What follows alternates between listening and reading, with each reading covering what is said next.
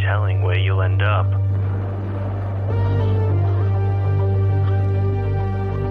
Can you make it through? To the night's end. I'll see you soon.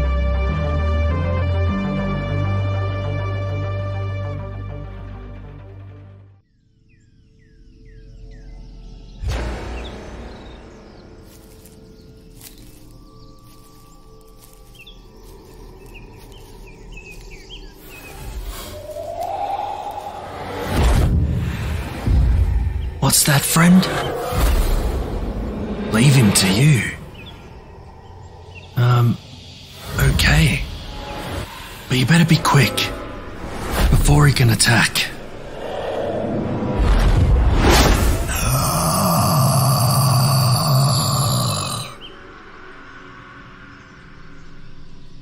Thank you so much. What did you do, friend? I think drew out the High Priestess's hold on me. I feel released from her possession. That's fantastic news. Well done. I would have smote you. I thank you for my freedom. The unimaginable horror that I was forced to endure. Well, let's just say I lost myself for a time. Who are you, sir? My name is Jeremiah Dorn. I was on the town council, and I was helping to ensure the safety and security of Ravendown from evil powers. The threat of witchery was looming, and I was Alexander's most devoted follower. You know he'd burn the townsfolk alive, right? Yes, I was there. I was already possessed as Alexander had sacrificed me to the priestess, an iron drill into my brain. As I was possessed, they used me to help round up everyone into the church.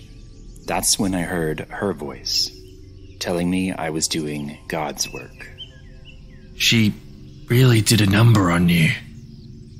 Those scars. Yes, daily pain sacrifice. I am broken. Well, we aren't leaving until all are released. Why don't you join us? I think I will. She must be destroyed. Her actions have harmed so many. And all for what? Thank you, both. That is great news. Let's go.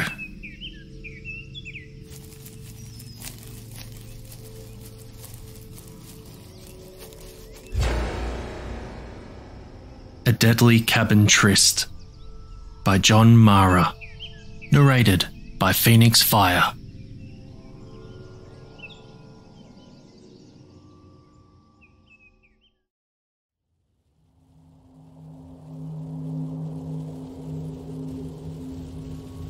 The headlights of a rented Range Rover cut the fog and dodge the potholes of a muddy road that dead ends nowhere. Jerked along by some unknown force, the Rover delivers its cargo, Astor Fillmore, to the family's New Hampshire cabin, there to settle an estate and a deadly score. "Finally, we're here," Roxanne says from the passenger seat. "It's about goddamn time." In the vanity mirror, she fortifies an ample coating of red lipstick and black eyeliner. Ancient oaks, sentinels of a forgotten time and place, flex their craggy arms to announce an unusual arrival. "Let's get the hell out of here," Roxanne rubs goosebumps. "No way, Roxy. This place is the down payment on that Malibu bungalow you love. My wife will never know." Has her own down payment, Rox treats Astor to 2 eyefuls of cleavage. Then she finishes a letter sent from fate. "As sole heir, then, of the Fillmore family estate, you are the beneficiary of the impending sale of the family's property. I will meet you there for the passing promptly at 8 a.m. on Saturday, November 15th. Very truly yours, Mortimer Goodman, Trust Officer, Concord Bank and Trust. P.S. You will find the cabin in good order, Mr. Fillmore. Leave the caretaker a handsome tip. Eyes closed, Roxanne is at Malibu Beach, deliciously alone in a hot bikini, until a slam of the rear door ruins the ocean view. The cutting wind, or some ungodly force, starts Astor in his aluminum suitcase toward the cabin. Across a blanket of dead leaves, Roxanne follows with an Italian suitcase that matches her weight and nearly her height, even with the high heels. The dreary mist allows only the silhouette of a log cabin, but, in a kind of spectral parting, a swirl opens the curtain of fog to reveal a lonely grave. The mossy burial site is free of leaves, and draped over its worm-eaten marker is a bouquet of red roses, their beauty past. Astor, what the hell is that? I'll tell you inside. Wow, good order indeed, Astor says, as the aluminum luggage gouges a dent in the pine floorboards. Back when Elvis was king, Astor's father built the cabin for weekend family getaways, and the occasional tryst. Shit, I'm trapped in a dismal coffin here, Roxanne says, and shudders at the panorama of wide pine that makes up the floor, walls, and ceiling of the cabin's one great room. With only an overstuffed chair and a couch, the room is more of a wooden cavern. Heck, it even smells like a dreary tomb. A wool sweater tames the clammy miasma that clings to her arms. A warm fire will do the trick. In a grand flagstone fireplace, Astor sparks a fire with the mountain of wood the trusty caretaker left behind. Besides, there's no electricity. Lighting tapered candles, he ducks under a flying hairdryer. Ah, that's better. Astor rubs his short arms over the crackling fire. Yikes! Even better.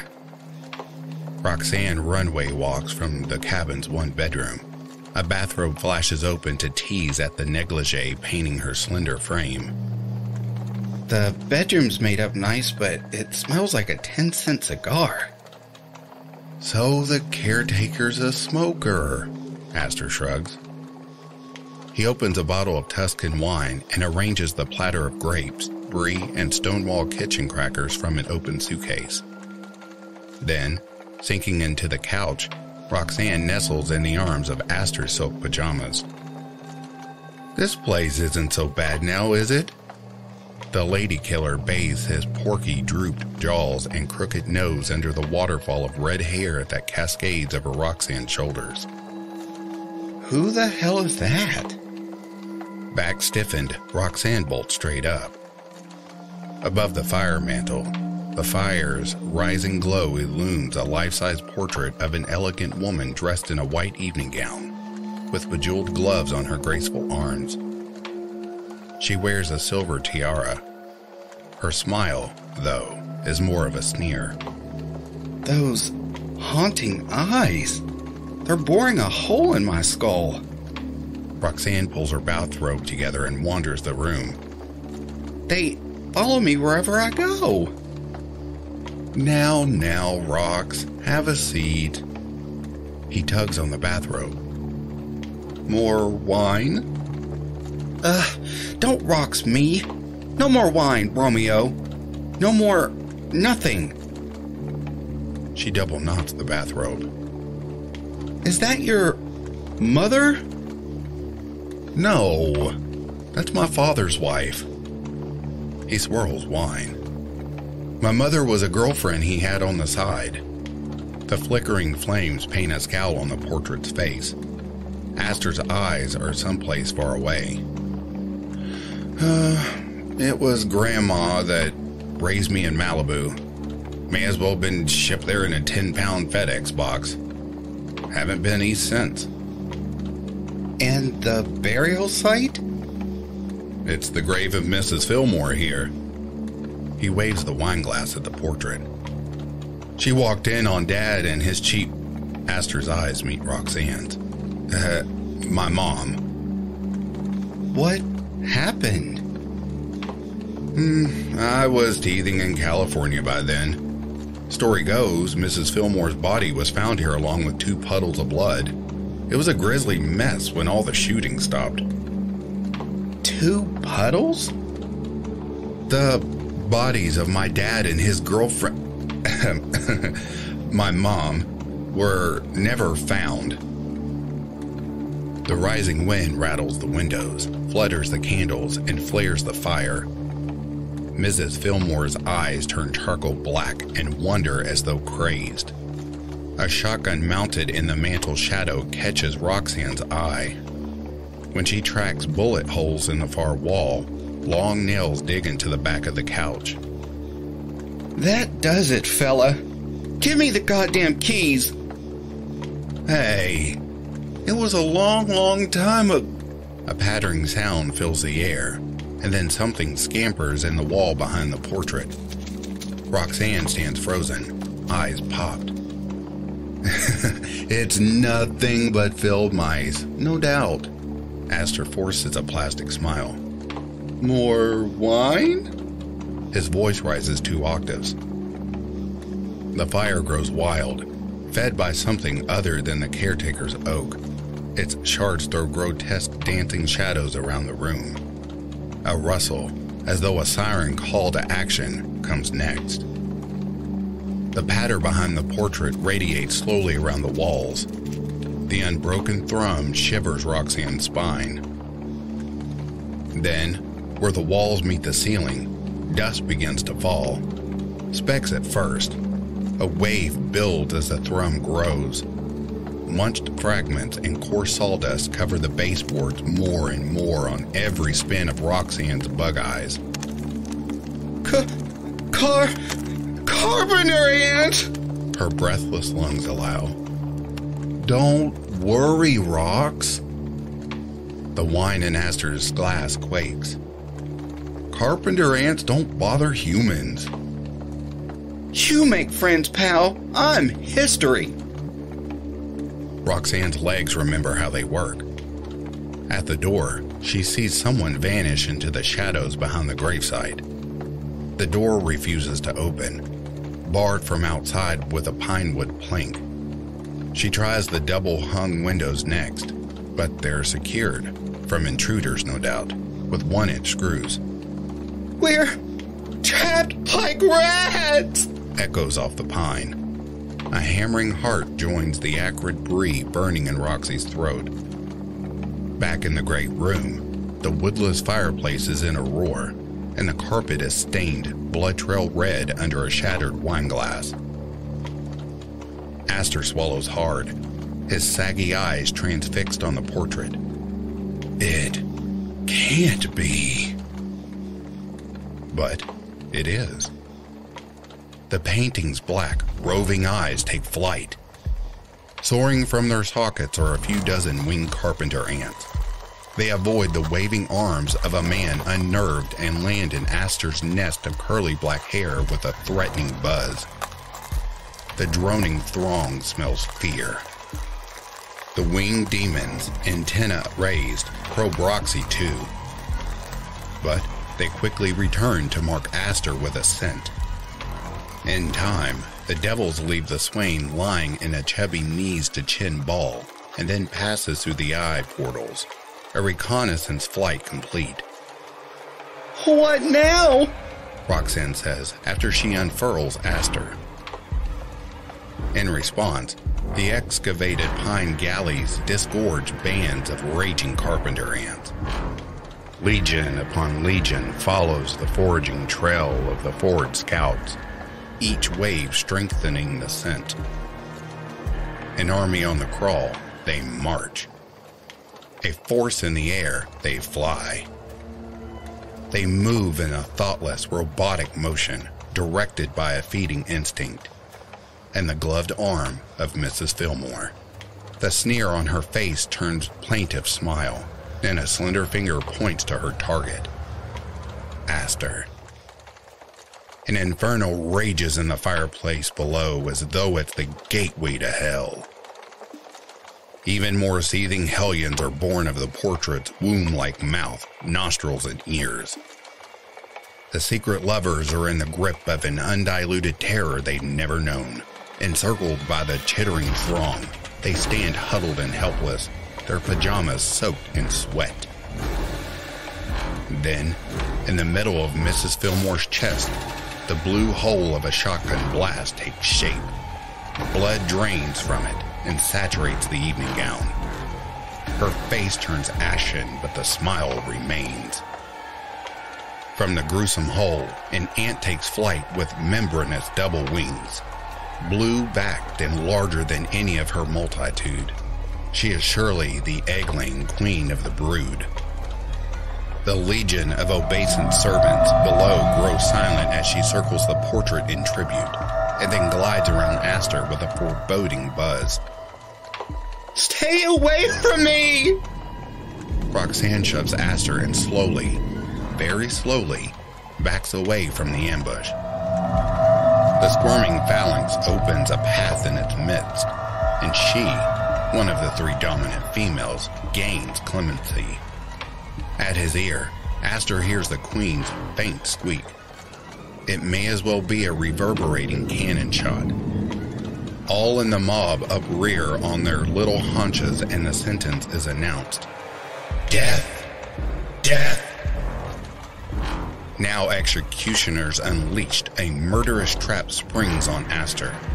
Stormtroopers climb first and take purchase on his pant legs, first outside and then within. A hopping madman with eyes agog, Aster scrambles out of the pajama bottoms and flails at the pack.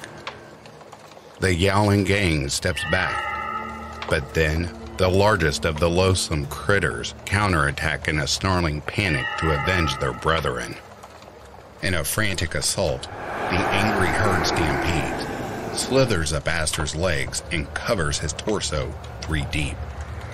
Pressed in the corner, red hair gone wild, Roxanne's mouth is an O of fright.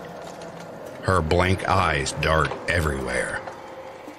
She tries to scream, but is dead silent. Tries to run, but is frozen. The wind howls outside. The fire rages on as Mrs. Fillmore brightens. The ravening horde blankets Aster in a pulsating shroud. He writhes in the noxious darkness within. Their marks subdued. The beasts dig mandibles and pierce stinging tentacles into Aster's savory plump skin. A quivering hand emerges from the orgy, and its sweep reveals maniacal bulging eyes. His jugular found, blood spurts everywhere, and the extraction of bodily fluid begins. Some of the worker ants start to haul the precious, succulent food supply back to their colonies. In a desperate plea for life, the black shroud emits a chilling scream. Aster throttles the multi-headed hell beast as though it were a single ferocious monster, but the vermin maul and rip his chest and back, flaying him whole in the bloodlust. Roxanne cringes at a muffled howl of agony, the final animal plea of a man insane, damned and delivered early to hell. Arms extended in the way of a Frankenstein, the wriggling, top-heavy mass starts its death march toward Roxanne. Her heart is ready to burst. Mercifully, the lunatic's nightmare ends when Aster collapses where his father fell on this night 40 years ago. Roxanne's bathrobe sleep does little to mask the fetid odor of death. She bunches into a bony, trembling ball and awaits the rallying swarm. Resigned to fate, her bladder empties its store of Brunello. In another female redemption, though, the queen glides back through the open chest of Mrs. Fillmore. On cue, the gluttonous brutes, all except the food processors, retreat. A black curtain darkens the 4 walls next as the tiny heathens scale the pine boards, skitter through every crack and fissure, and find their hollowed nests. Mrs. Fillmore's hands are at peace, and the hellish flames and vicious wind have breathed their last with Aster. In what seems a lifetime, and in a way it is, Roxanne, a putrid stench rasping her nostrils, skirts around the corpse and the sucking sound of its busy attendants. Somehow, the front door is unbarred. Leaving the accursed realm, the taste of freedom outside fills her lungs. But right away, the lungs empty and a new anxiety seizes them. The grave is dug up and empty of its tenant. She races and takes refuge in the Range Rover, an escape hatch from the brink of hell. Then, she realizes the keys are in Aster's suitcase. Then, oh then, a cadaverous form glares through the driver's side window, and a madness born of unendurable terror surges in Roxanne. A soul-chilling "No!" cleaves the crisp night. Smiling there sublimely is the ghoulish Mrs. Fillmore, hair the texture of straw, jewels tarnished, an evening gown tattered with a seeping hole in the chest. Her anemic face is gaunt and sunken, with leathery strips of ghastly skin stretched over a protruding skull. The stately tiara, though, shimmers, as does the 12-gauge shotgun. A door swings open and topples the living corpse. Dashing back inside the cabin, Roxanne collects her breath and gathers her wits when the locks click, the sound of salvation. Once stilled, she ventures into the great room to find the keys to her escape. Instead, she finds in the glow of a blazing hellfire, oh, the horror, Mrs. Fillmore. Above her, the portrait frame is empty. Hey, Fillmore, whore you are! She snarls, thin lips drawn back from her glimmering yellow teeth. She gestures to Aster with the shotgun. And he, the whore-sign fruit of my husband's adultery. Hyperventilating, Roxanne backpedals. She hides, eyes big as saucers, behind trembling hands. Stop right there, Missy. You're on the spot where I humbled the last whore. For the ravenous carpenter ants, the shotgun blast is a dinner bell rung. Savage droves pour forth from every woody lair, and another sumptuous banquet begins.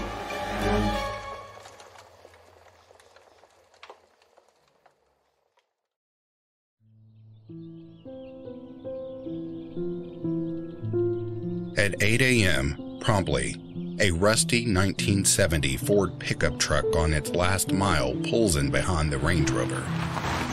The pickup disgorges an old-timer, broken down too. "Near time to shut the old lady down," he says of the November breath that chills his creaky bones. Snowflakes, vanguards of an early nor'easter, begin to fall. Warming the man is an internally stoked cigar at the center of a bristled face. Some mysterious force governs the man. His vacant eyes aren't up to the task. The force carries the man first to the grave. With a rake, he levels and perfects the site's disturbed soil and scatters another night's gathering of leaves. Inside, the man walks mechanically past the ever-shrinking corpses of Aster and Roxanne, the tireless carpenters still sucking and hauling their winter store of food. "Keep at it, fellas," the crusty man says with a sideways grin. "Them bones are the hardest part." Then the withered man's demeanor takes an amorous turn. At the portrait, his blank stare meets the glistening eyes that look upon their dominion below. Never looked better, sweetheart. Head cocked and pie-eyed, he basks in the warm glow of an affectionate smile returned. Things would have been different, dear, for the two of us both. He adorns the mantle with a fresh red rose. If only I got that stinking bullet into Mr. Fillmore's chest before he shot you.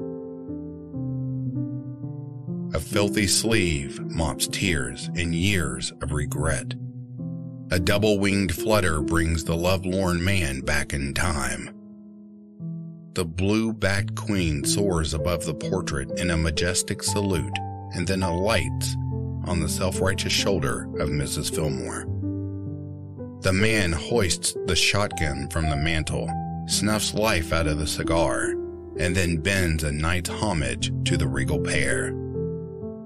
The caretaking done, and done well, he tramps into the nicotine-stained bedroom, there at last to take his winter rest.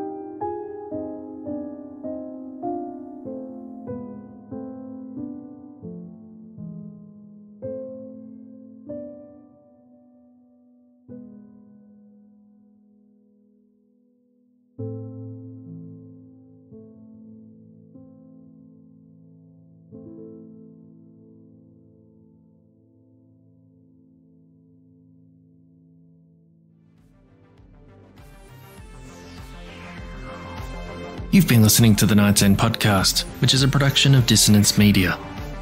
The Deadly Cabin Tryst was written by John Mara. John is a 2020 Pushcart Prize nominee, 2020 Best of the Net nominee, and 2020 Best New England Crime Stories finalist. Over 30 of his short stories are published, recently, in Liquid Imagination, The Horror Magazine, JJ Outre Review, and other print and online venues. This episode was narrated by Phoenix Fire. For more narrations by Phoenix Fire, head over to youtube.com/Phoenix Fire Narrations. Jeremiah Dawn was performed by James Not Jack. For more from James Not Jack, head to strangefigment.com. Jimmy Horrors was performed by James Barnett. This episode was edited and produced by James Barnett. Please support us by leaving a review and a 5-star rating, or tell a friend about us who you think would be interested in these stories.